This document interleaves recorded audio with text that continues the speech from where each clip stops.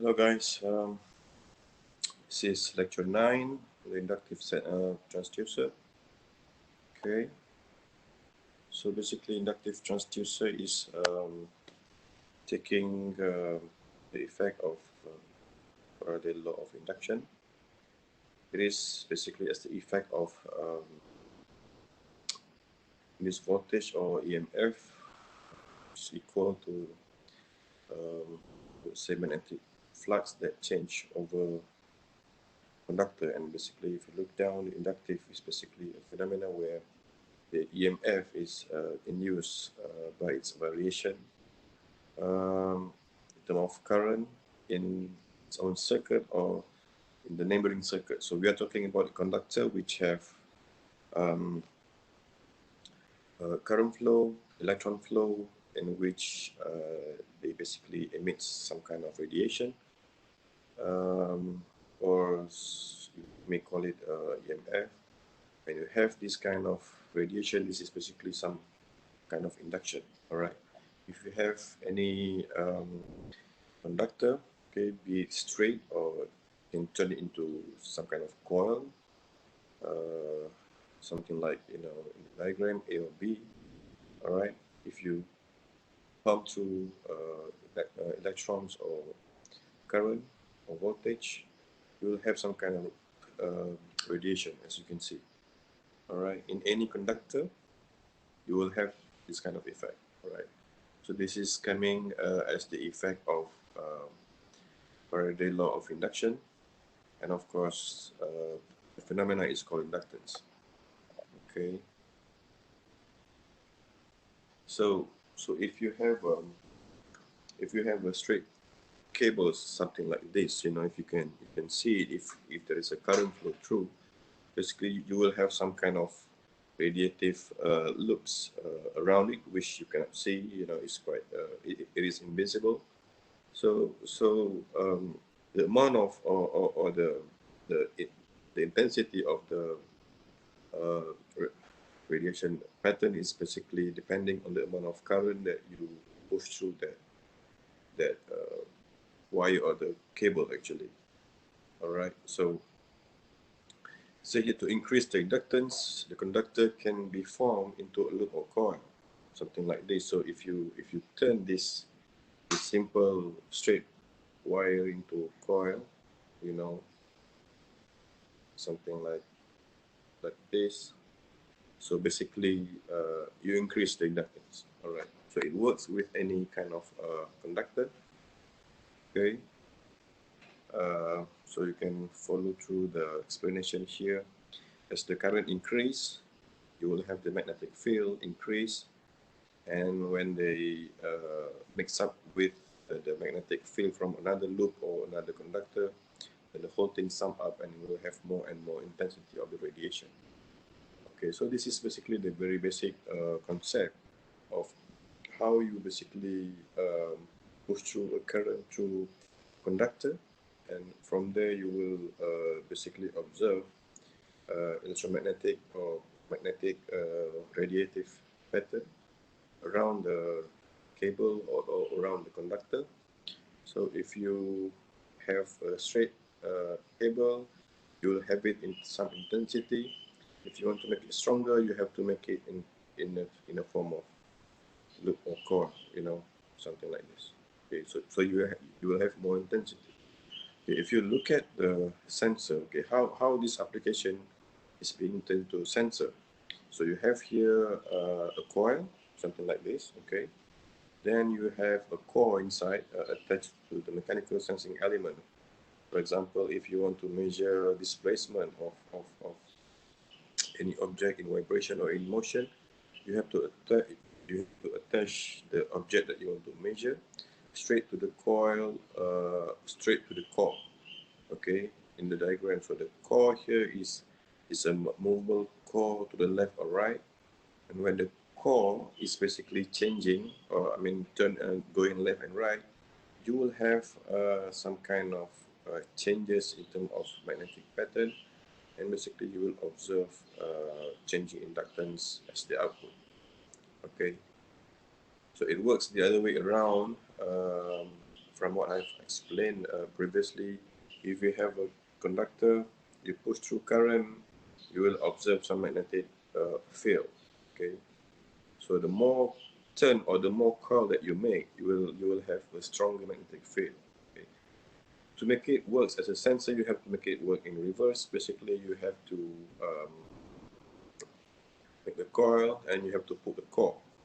And the core is basically a magnetic type of element. So magnetic, okay, if for example, here you can assume the core is in the form of magnetic magnet bar basically.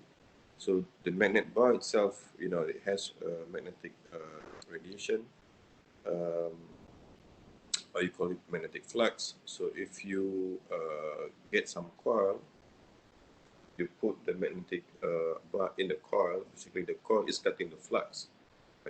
When the coil is cutting the flux, and the flux is changing, you will observe some current coming out from the wire, basically. So they call it shear inductance. All right.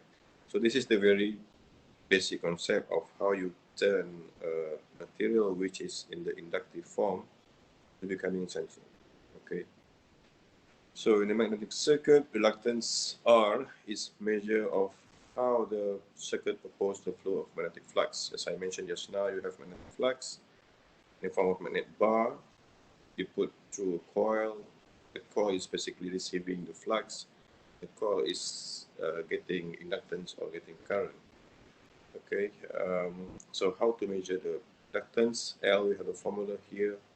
L is equal to N squared over R. N is the number of turn, number of milliton, all right? And R here is basically the reluctance, and reluctance is L over some constant with the A. A is the cross section, so you can see two formula there. And then basically from the length of wire, from the cross section, and with some constant of mu over there, basically you can find the inductance. All right, so this is the very basic, they call that very basic formula. So this kind of arrangement is also known as variable inductance transducer or variable permeance transducer. Okay, if a permeable core moves through a coil, the inductance increase where the value of inductance depends on the position of the core. Okay,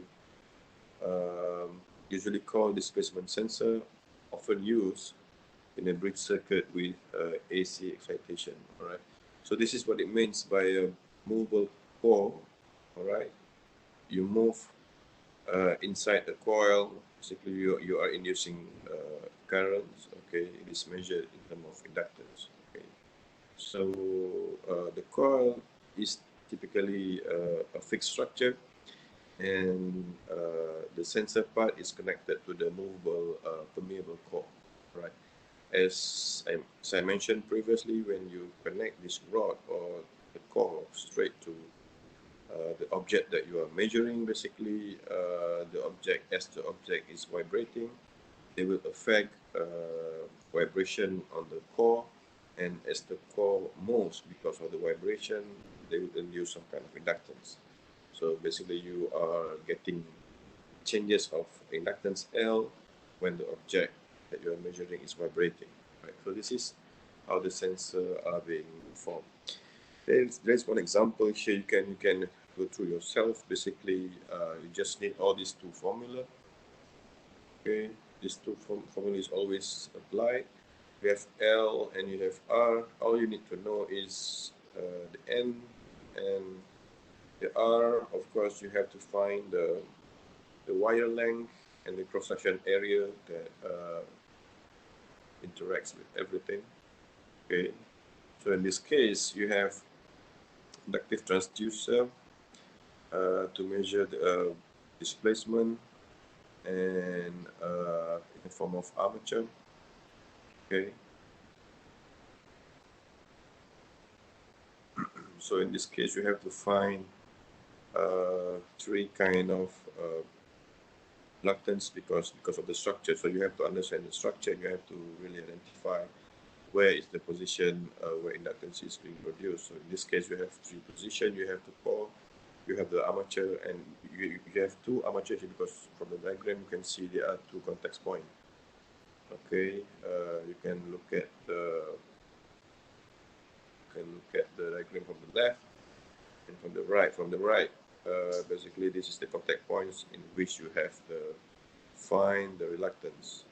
Okay, so you have all the values for the cross section. You have the values for the length. You can simply use it and solve it using the formula.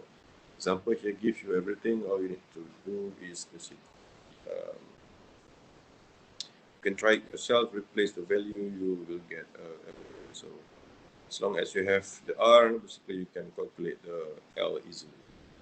Okay, so LVDT is a kind of transducer with works, which works based on the same principle of induction. Okay, they say here there are like 3 coils involved. You have 3 coils, right? So the first coil or the primary coil is excited by AC current, normally in the region of 1 to 10 kilohertz at 0.5 to 10 volts RMS. Okay, the other 2 coils, which are secondary coils, are wound in such a way that core is when the coil is in the central linear position, they will give some kind of equal voltage to both coils basically. So we're talking about this diagram. So you have the AC source connected to the primary coil. You align linearly the secondary coil, secondary 1 and secondary 2, and sure in between you have some gap to move in the core. Okay, so basically the core here is connected to the object that you want to measure. So as the object moves, basically the core is moving to the left or right. As the core is moving, basically following the same principle before, you will observe some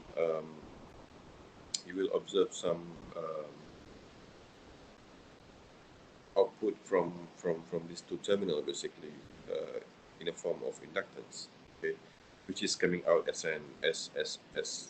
electrons, EMF or current, basically. Okay, so the core here is freely to move to left or right. If the core moves to the left in this diagram, you are basically transmitting the power from the AC source, transmitting to the secondary 1. If the core moves to the right, you are transmitting the power from AC source to the secondary 2. So this thing works like a transformer, basically. So this is what happened. The primary, when the black box in the middle is the core. If the core moves to the left, you are basically connecting the primary to the secondary 1. If the core moves to the right, you are connecting the primary coil to the secondary 2. All right, this is how the voltage are being transferred, basically. So this is more of, it works like a transformer, and it depends on which coil basically the core is connecting. All right, you can read the explanation here. The permeable core is a special magnetic material. Okay, when the core is in central, you have the voltage from the primary coil, okay, transferred equally to both coils because the coil is in the middle. Both secondary are connected to the primary, so this one will receive half, the other secondary will receive half, basically. As they are wired in opposite direction, the output will be 0, like cancel out. So you have half in this way positive, half in this way negative, so you will have this thing cancelled out. But when you start to move the core to left or right, you will start making potential from one of this core, and you will have some value. Okay, for example here. Primary excitation is waveform in red. Secondary output is basically when you move the coil to the left, you are connecting the red and the blue coil. So you will receive the secondary one waveform the same as the primary. The blue and red is in the same phase. Okay, we call it the same phase. But when the core basically move to the right, they will connect the circuit from the primary to the secondary. Two, red and green, but as they are wired oppositely, you will see the same waveform, but they are changing phase. Look at the green waveform; they are shifted by 100 from the original one. Okay. So this is to say, if the core is in the middle, you will have 0 voltage. If the core move to the right, you are getting negative voltage. If the core move to the left, you are getting positive voltage, something. All right. So this is how you connect what they call that the sensor, primary, secondary, to some kind of voltage conditioning. All right. So the output from this both secondary core are basically in the differential form. So you need to basically connect these two outputs to a differential amplifier. Okay. So this is just application of inductive sensor. You have LVDT and LVDT. Basically, they work the same. You have the coil.